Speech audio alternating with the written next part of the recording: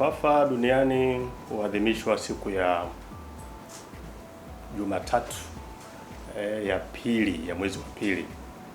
Kwa hiyo maana yake kwa mwaka huu imedondokea tarehe 8 mwezi wa pili. Kwa hiyo kila Jumatatu ya pili ya mwezi wa pili kila mwaka tunaadhimisha siku ya kifafa duniani. Mwaka jana tulifanya na mwaka huu pia tumefanya, lakini lengo kubwa ni kufikia jamii. Lengo kubwa ni kuelimisha jamii kuhusu kifafa kwa ujumla. Mwaka huu kauli mbiu ambayo imetengenezwa na chama cha madaktari kwa ujumla kuhusu kifafa ni kwamba kifafa ni zaidi ya degedege. Hiyo ndo tunaita theme au kauli mbiu kwamba kifafa ni zaidi ya degedege. Sasa labda nianze kwa kusema kifafa ni kitu gani? Kifafa nikawa tumekubaliana madaktari duniani walikaa pamoja, kile chama cha tunaita International League Against Epilepsy walikaa wakakubaliana waite kifafa ni kitu gani. Kwa ujumla, ili uweze kuwa na kifafa ni lazima uwe na vitu vitatu. Okay? Cha kwanza lazima uwe na degedege. Kwa hiyo uwe na degedege, na nikisema degedege nafikiri wengi wanafahamu ni kama ile ambao wanapata watoto na kakamaa. Sasa hii degedege inabidi itokee zaidi ya mara mbili. Kwa hiyo unaweza kupata degedege mara moja, hatuiti kifafa. Okay? Ila ikitokea mara ya pili na zaidi, tunasema hii ni sababu ya kwanza. Lakini sababu ya pili au factors ambazo tunasema ya pili ni kwamba inabidi hii degedege impate mtu wakati haumwi. Tunaita acute illness. Kwa mfano mtu anapata homa kali, kwa mfano wale watoto, alafu wanakuja wanakakamaa, wanapata degedege. Kwa hiyo inabidi kwanza upate degedege, lakini hii degedege isiwe inatokea wakati unaumwa, wakati hakuna acute illness. Lakini ya tatu basi inabidi itokee sio ndani ya masaa 24. Maana yake ni kwamba kwa mfano kama mimi leo napata degedege sasa hivi. Alafu sasa labda tuseme asubuhi, mchana nikapata degedege nyingine na jioni nyingine. Okay? Kwa hiyo hizi zimetokea ndani ya masaa 12. Na kama ni mara ya kwanza kutokea hii degedege, bado hatutaita kifafa. Kwa hiyo inabidi nipate degedege zaidi ya masaa 24. Maana yake tuseme kama siku ya pili na kuendelea. Kwa hiyo hawa watu walikaa pamoja, madaktari wakakubaliana kama mtu anapata degedege, hii degedege itokee zaidi ya masaa 24, lakini pia itokee zaidi ya mara mbili. Wakasema hii inaitwa kifafa. Na wengine kwa sababu huwa tunapata maswali mara nyingi kwa wagonjwa. Mtu anakuja kwa mfano anapata degedege mara moja, anakuuliza hivi, daktari, mimi na kifafa? Labda alikotoka tayari ashaambiwa na majirani kwamba wewe ushapata degedege mara moja, hiyo ni kifafa tayari. Lakini kumbe sio mara zote ukipata degedege basi ni kifafa.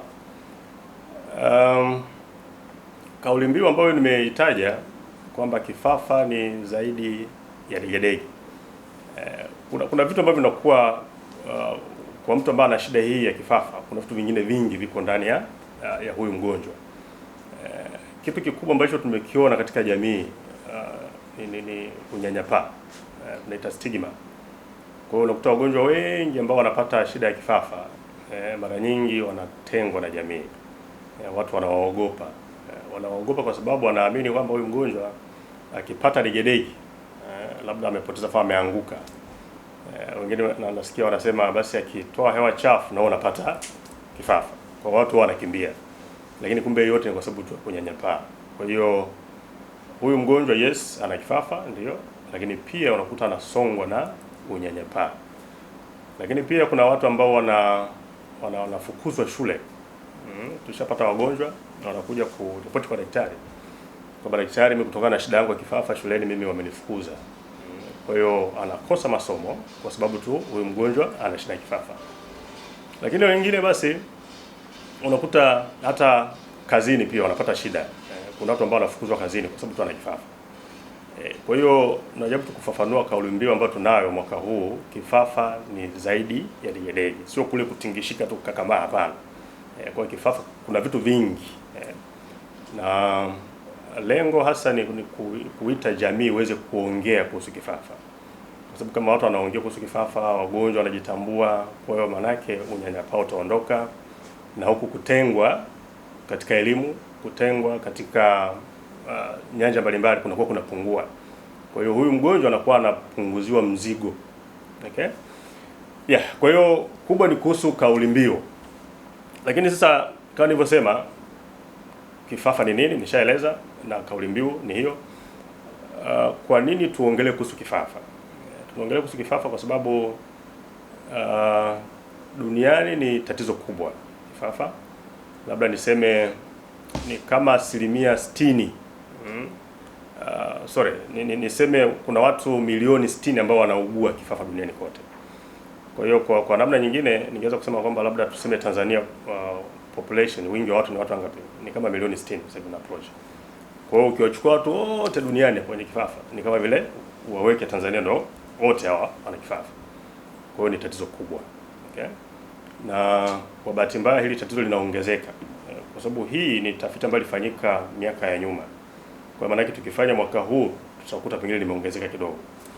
Kwa hiyo tukaona bora tuongelee hili kwa sababu ni shida duniani. Na nimesema duniani, lakini ukija kwa Afrika, katika mabara yote Afrika tunaongoza kwa wagonjwa ambao wana shida ya kifafa. Kwa hiyo Afrika namba moja, wengine wanafuata. Lakini tukija ndani ya Afrika kuna nchi yetu Tanzania, na sisi tuko mbele sana kwa wagonjwa ambao wana shida ya kifafa, wako wengi kwa nchi ya Tanzania, na hasa katika miji ambayo labda tumefanya tafiti nyingi, kwa mfano kama Mahenge, Morogoro, kule tunakuta kuna wagonjwa wengi ambao wana shida ya kifafa.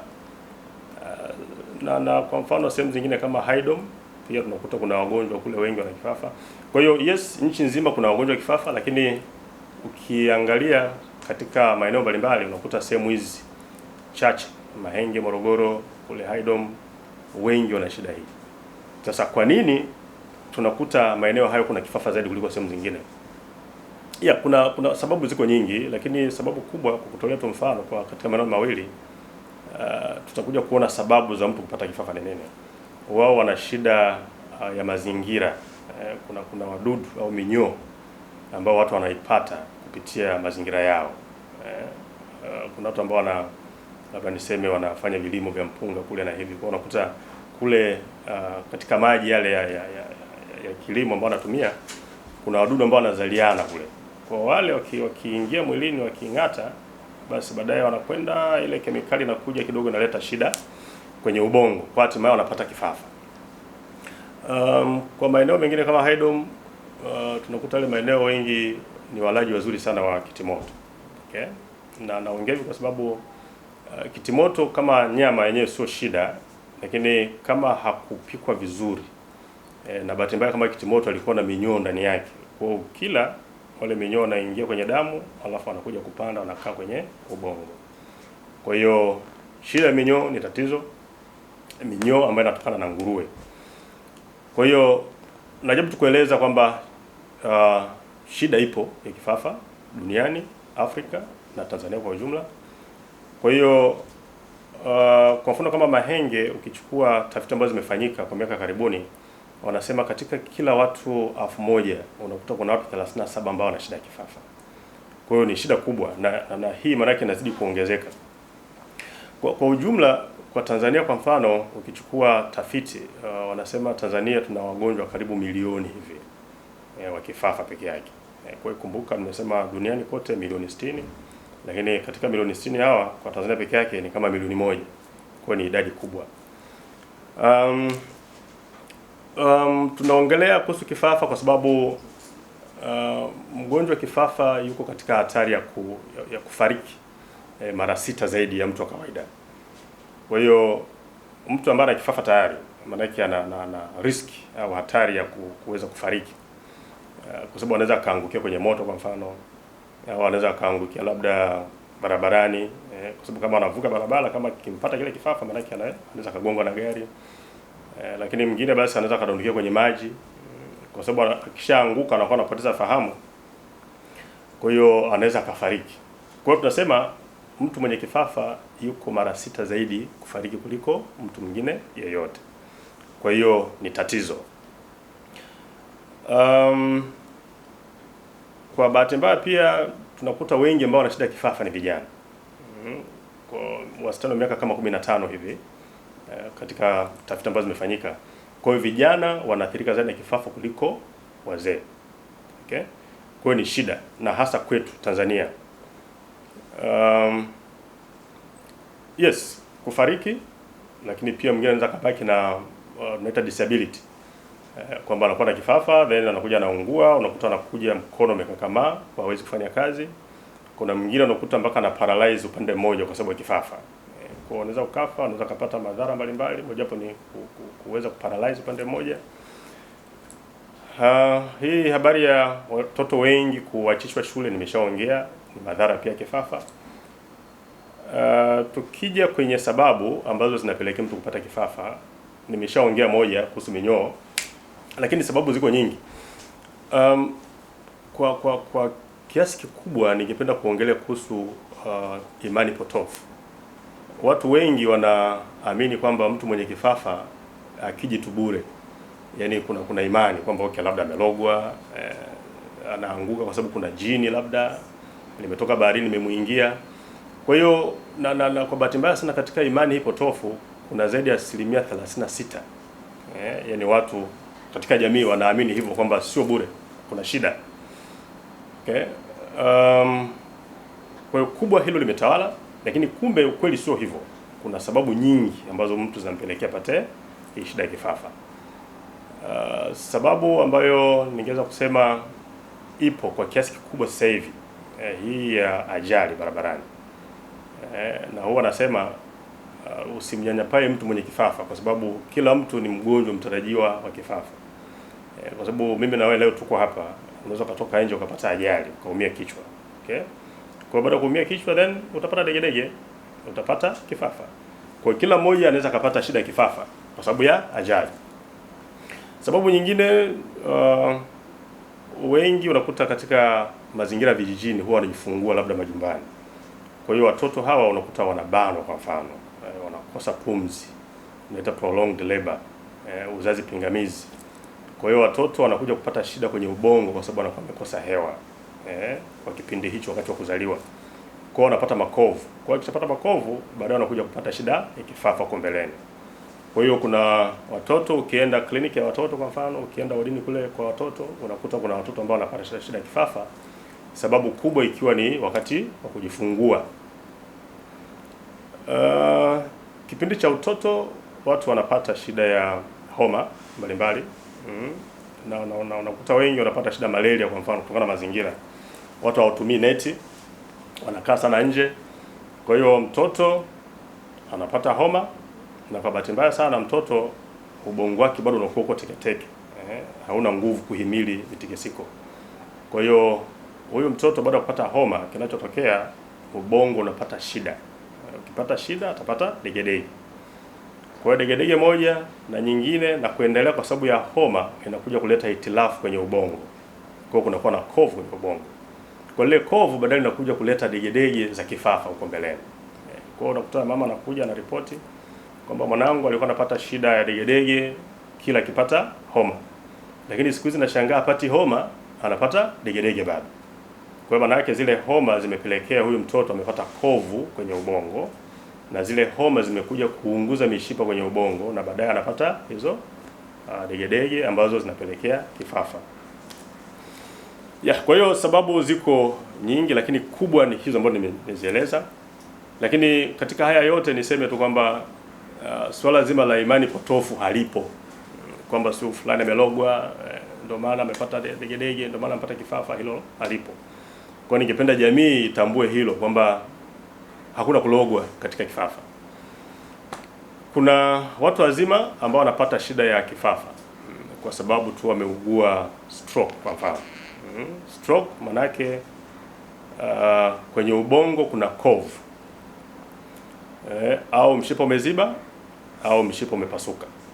Kwa hiyo kama kuna kovu kwenye ubongo, lile kovu litadumu kwa kipindi fulani.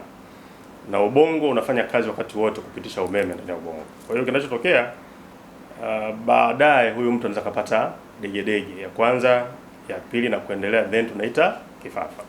Kwa hiyo watu wazima wanapata kifafa cha ukubwani, mojawapo sababu ikiwa ni stroke au ugonjwa wa kuparalyze. Kwa hiyo watu wasishangae kwamba huyu mtu toka utotoni hana shida ya kifafa, lakini tunashangaa ukubwani huko anapata kifafa. Wajue kwamba kuna sababu nyingi ambazo zinapelekea mtu kupata shida ya kifafa akiwa mtu mzima. Sasa kwenye kifafa labda niseme kuna aina kubwa mbili. Wengi wanachojua ni ile kubwa ya kupoteza fahamu. Anguka, anapiga kelele, alafu anapoteza fahamu. Kwa wengi mtaani wanajua hiyo. Lakini kumbe kuna aina ya pili ambapo mtu anaweza akapata shida bila kupoteza fahamu. Labda niseme kinachotokea kwenye ubongo. Ubongo una sehemu kubwa mbili, upande wa kulia na kushoto. Kwa hiyo ubongo ule wa kulia kwa mfano una control mkono, mguu, uso upande wa kushoto, na ubongo upande wa kushoto una control uso, mkono, mguu upande wa kulia. Kwa hiyo kuna mtu anaweza akaja labda kidole tu kinacheza au mkono peke yake unatingishika unacheza, hiyo ni degedege. Maana yake sehemu ya ubongo upande wa kushoto ambayo inafanya kazi kucontrol upande wa kulia, maana yake huu upande una matatizo fulani. Okay? Kwa mfano nimetoa mfano mgonjwa labda mwenye shida kuparalyze, stroke kwa mfano, ambaye paralyze upande wa kulia, maana yake upande wa kushoto kwenye ubongo kuna kakovu fulani kapo kule. Kwa ile kovu kuna wakati huwa labda niseme linatema cheche. Kwa unakuta mgonjwa akaja hapotezi fahamu. Okay, anaongea kama lakini anaripoti mkono wake unacheza. Sasa ile ni degedege. Na tunaita kifafa pia. Lakini mwingine anaweza akaja labda jicho tu anakonyeza muda wote. Anafumba jicho bila yeye kujua. Au labda mdomo unacheza peke yake. Sasa hiyo kitaalamu sisi tunaita ni degedege. Kwa sababu sehemu fulani kwenye ubongo ambayo inafanya control upande ule wa kulia kuna tatizo. Kwa hiyo najaribu kusema kwamba kwenye upande wa degedege au kifafa kuna aina kubwa mbili. Ile ya kupoteza fahamu na ile nyingine ambayo mtu anakuwa hapotezi fahamu. Kwa hiyo ukiona unapata mtikisiko fulani ndani ya mwili, iwe ni mguu, mkono, uso, upande fulani, basi ni vizuri ukaenda kwa madaktari ili waweze kusikiliza, alafu waweze kusema kama kuna shida degedege au kifafa au la. Sisemi kwamba kila kutingishika ni kifafa, hapana. Ila ni jukumu la daktari kutambua hilo. Hawa wagonjwa ambao wanapoteza fahamu, hii kifafa cha namba 1 ambacho wengi wanajua, huwa tunapata maswali mengi sana. Kwa nini mgonjwa anakuwa anapiga kelele akiwa anaanguka? Yaani mtu amesimama anaongea vizuri, ghafla anapiga kelele afa anaanguka. Ni kwenye ubongo kinachotokea, tunaita umeme. Kuna umeme kwenye ubongo. Ni kama vile unakuwa umejaa kwa sehemu moja wakati mmoja. Sasa unapokuwa unamwagika kwa nguvu ule umeme kwenye ubongo, manake ile sehemu inaamuru misuli yote mwili mzima iweze kukakamaa. Kwa hiyo kikakamaa, kinachotokea ni kwamba kama ulikuwa umevuta hewa ndani, manake ile hewa itatoka kwa nguvu. Kwa hiyo ikitoka kwa nguvu maana utapiga kelele. Na vile vile kama ulikuwa labda umeshikwa na haja ndogo kwa mfano wakati huo, kwa maana yake na misuli ya kwenye kibofu na yenyewe itakakamaa, itasinyaa. Kwa sababu imepata amri kutoka kwenye ubongo, ingawa amri ambayo sio nzuri. Kwa hiyo unakuta huyo mtu atapata mkojo pia, atapata haja ndogo. Kwa hiyo piga kelele, kupata haja ndogo, kupata haja kubwa baada ya kupata degedege ni kitu ambacho kinaelezeka. Kwa hiyo kwa watu wasidhani kwamba huyu mgonjwa amejisaidia basi ukisogea pale utapata shida. Hapana. Kwa hiyo haya yote yanakuja na maelezo kitaalamu. Kwa hiyo tunaeleza yote, lengo ni kwamba jamii iweze kuelewa kifafa ni nini. Watu wakielewa, unyanyapaa utapungua. Hii habari ya imani potofu pia itapungua, na hatimaye tutapunguza idadi hawa wagonjwa duniani, Afrika na labda niseme hata Tanzania. Hawa wagonjwa milioni 1 hawa ambao tunaamini kwamba wako Tanzania wenye shida ya kifafa watapungua baada ya watu kuelimika. Kwa hiyo hawa watu wamepata kifafa, lakini haishi tu kujua kuna tiba ambayo tunaweza tukawapa wagonjwa. Kwa katika tiba basi tunafanya kwanza tafiti kuangalia huyu mgonjwa huyu kwa nini apate kifafa. Kama nilivyosema, sababu ziko kadhaa. Kwa kuna vipimo vya kufanya. Tutafanya vipimo vya damu, kuangalia kwenye damu. Kumbuka kama kuna minyoo tutaigundua pia hata kwenye damu. Lakini kubwa hasa watu tunafanya kipimo cha scan, tunaita MRI au tunafanya CT scan. Kwa tutapiga kwenye ubongo. Tukiangalia kwenye ubongo tutaona kama kuna minyoo, tutaiona. Kama kuna kovu labda la kiharusi la stroke tutaona. Kama kuna kovu la ajali tutaliona.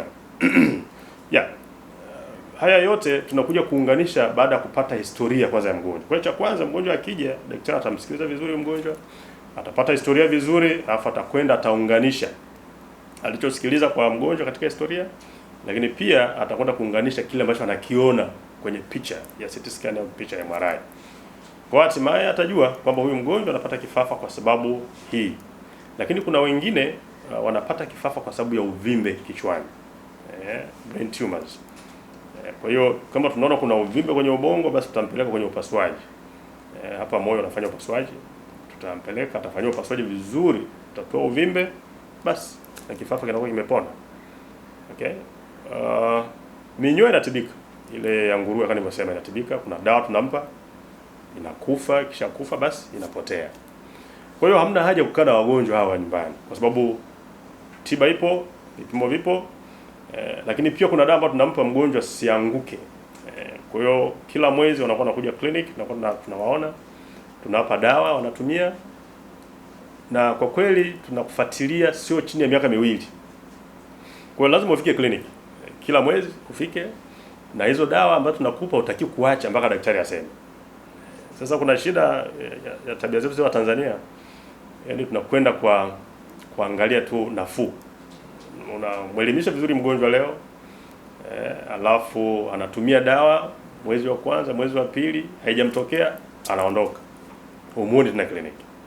Lakini kumbe ilibidi dawa ziendelee kwanza, walau sio chini ya mwaka mmoja. Tuweze kuona okay, toka upate tukio la kwanza la degedege, je, imepita muda gani? Okay, labda mwaka na kuendelea, tunaweza kuanza kupunguza dozi ya dawa, kwa sababu hata dawa yenyewe hatuachi tu ghafla. Ni kwamba leo umepata nafuu, ghafla tunaacha. Unakuta wengi baadaye wanakaa baada ya miezi kadhaa wanakuja na ripoti kwamba bwana ile hali imenirudia tena. Lakini kumbe sababu alikimbia clinic. Kwa hiyo tunataka wananchi waelewe kwamba akianza tiba ni tiba ambayo kidogo ni endelevu, atatibiwa kwa muda mrefu, sio chini ya mwaka. Daktari amfuatilie clinic, baada shida itaisha, ikiisha tunaagana vizuri. Kwa hiyo basi katika tiba kubwa ni kuzuia usipate. Ukipata yes, dawa na vipimo, lakini kubwa ni kuzuia usipate. Sasa tunazuia vipi? Elimu. Ndio maana leo tuko hapa leo tunaelimishana. Kwa naomba waandishi wa habari walifikishe kwa wananchi ili watu waelimike, kujua kifafa ni nini, namna kujizuia. Mabarabarani wanasema vaeni kofia ngumu. Maana yake ni kwamba usidondoke ukapiga kichwa chini baadaye ukapata nini? Kifafa. Kama hutakufa kabisa. Okay? Kwa hiyo hii yote ni elimu. Serikali basi inatusaidia kuletea dawa za kutosha hospitalini. Kwa hiyo dawa zipo. Na kwa bahati nzuri dawa hizi za kifafa nyingi huwa zinatolewa bure. Kwa hiyo mtu huna haja ya kubaki nyumbani tikisa una kifafa ukidhani kwamba umelogwa na labda pengine dawa hakuna. Hapana, dawa zipo. Kifafa sio cha kulogwa, shida ipo, watu waelewe, tuondokane na unyanyapaa.